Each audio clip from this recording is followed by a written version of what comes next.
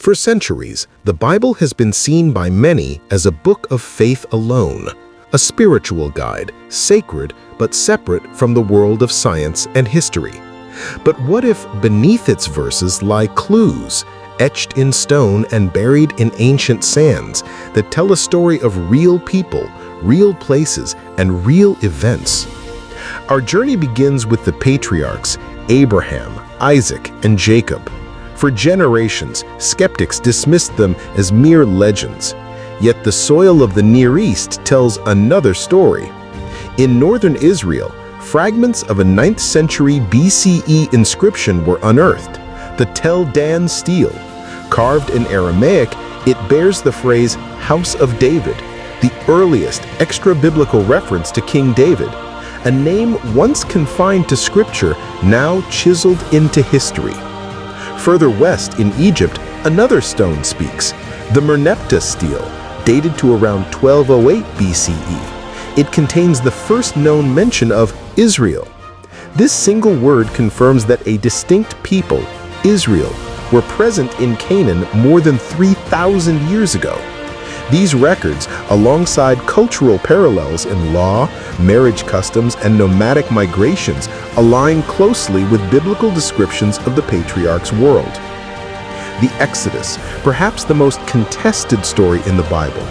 Was it a miraculous escape or a slow migration woven into legend? An ancient Egyptian text, the Ipuwer Papyrus, describes rivers turned to blood, darkness over the land, and societal collapse.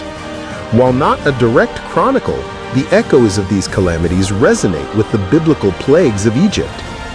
Archaeologists tracing settlement layers across the Levant see a pattern: modest villages appearing suddenly in the highlands, settlements distinct from Canaanite urban centers.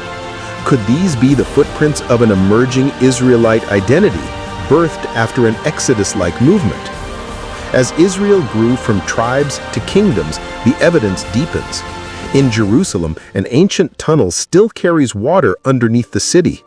Inscribed on its walls is the Silim text, recording how King Hezekiah fortified Jerusalem against the looming Assyrian siege, the biblical words preserved in stone.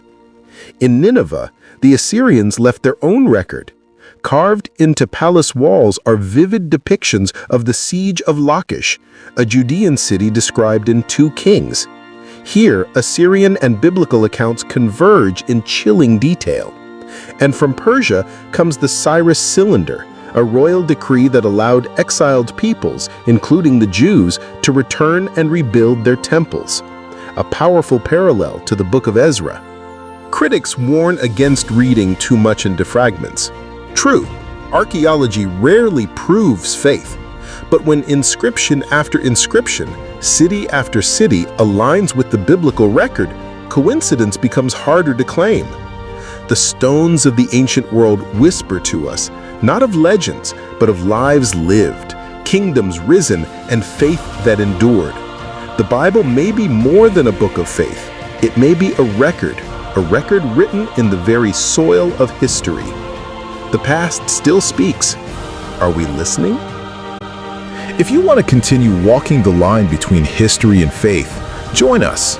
Subscribe, share this story, and help keep the conversation alive, because the past still speaks.